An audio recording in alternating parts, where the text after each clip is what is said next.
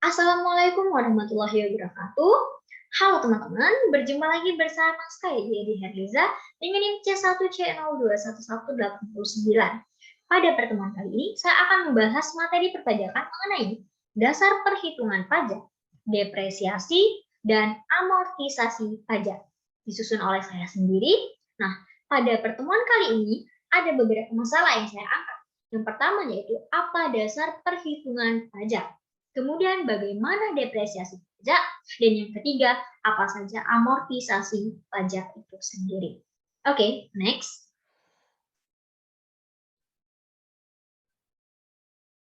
Nah, teman-teman, apa dasar perhitungan pajak? Menurut Peraturan Pemerintah Nomor 46 Tahun 2013, Pasal 4 Ayat 1 PP 46, dasar pengenaan pajak yang digunakan adalah jumlah peredaran bruto. Peredaran bruto menurut SE 66-PJ-2010 adalah penghasilan yang diterima atau diperoleh dari kegiatan usaha sebelum dikurangi biaya untuk mendapatkan, menagih, dan memelihara penghasilan, baik yang berasal dari Indonesia maupun dari luar negeri. Adapun pendapatan yang diperhitungkan dalam menentukan peredaran bruto yang tidak melebihi 4.800.000.000 rupiah. Oke, next. Lalu, pendapatan seperti apa saja yang dimaksudkan? Adapun jenis pendapatannya. Yang pertama yaitu penghasilan dari pekerjaan dalam hubungan kerja, seperti gaji, honorarium, dan penghasilan dari praktik pengacara, akuntan, arsitek, dokter, konsultan, notaris, penilai, dan aktuari. Kemudian yang kedua, penghasilan dari kegiatan usaha.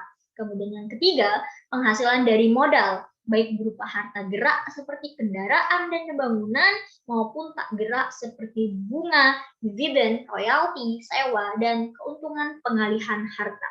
Kemudian yang keempat ialah penghasilan lain-lain seperti pembebasan utang dan pemberian hadiah. Oke, next. Bagaimana depresiasi pajak? Kemudian apa yang dimaksud depresiasi pajak? Nah, yang perlu kita ketahui, tujuan dari depresiasi pajak adalah untuk membagikan harga perolehan atau nilai dasar lain dari aktiva tetap berwujud dikurangi nilai sisa atau residu jika ada selama umur kegunaan unit itu yang ditaksir, mungkin berupa suatu kumpulan aktiva-aktiva dalam suatu cara yang sistematis dan rasional. Ini merupakan proses alokasi, bukan penilaian. Nah, ada beberapa faktor yang digunakan dalam mempertimbangkan atau menilai depresiasi. Yang pertama yaitu ada harga perolehan. Yang kedua itu ada residu atau nilai sisa. Dan yang ketiga ada taksiran umur kegunaan dari aktiva itu sendiri. Oke, next. Nah, ini ada rumus menentukan depresiasi. Seperti yang kita ketahui tadi, ada beberapa faktor menentukan nilai depresiasi. Nah, di sini ini kegunaannya pada penghitungannya. Menghitung depresiasi per tahun.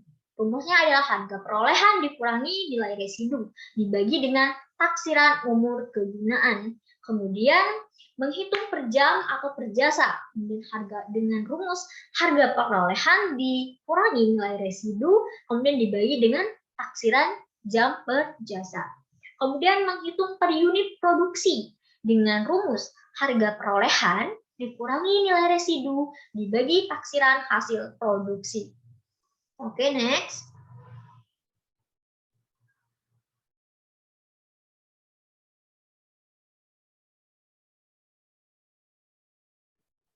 Nah, apa saja amortisasi pajak? Sebelumnya kita harus mengetahui dulu apa itu amortisasi. Amortisasi adalah alokasi sistematik biaya perolehan aktiva tak berwujud, misalnya paten, goodwill, trademark, franchise selama masa manfaatnya. Menurut PSAK, periode amortisasi tidak boleh melebihi 20 tahun berdasarkan pertimbangan bahwa dalam 20 itu sudah banyak perkembangan yang terjadi sehingga untuk tenggang waktu selebihnya aktiva tidak berwujud diprediksi tidak lagi memiliki manfaat keekonomian. Oke, lanjut.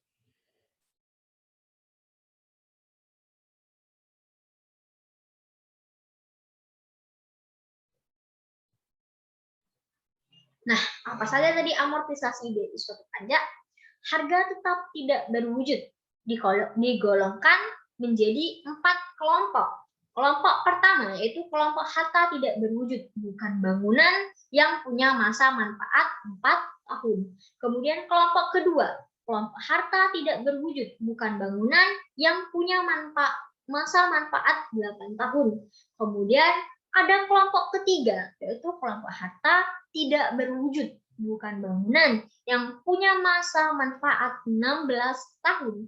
Kemudian kelompok 4 ialah kelompok harta tidak berwujud, bukan bangunan yang punya masa manfaat 20 tahun. Nah, dia tidak boleh melebihi 20 tahun ya, teman-teman. Oke, lanjut. Oke, habis. Thank you teman-teman. Itu saja penyampaian materi dari saya. Apabila kamu tidak mengerti atau memahami penjelasan dari saya, silakan bertanya kepada moderator sesuai dengan materi yang saya sampaikan. Sekian dari saya. Wassalamualaikum warahmatullahi wabarakatuh. See you.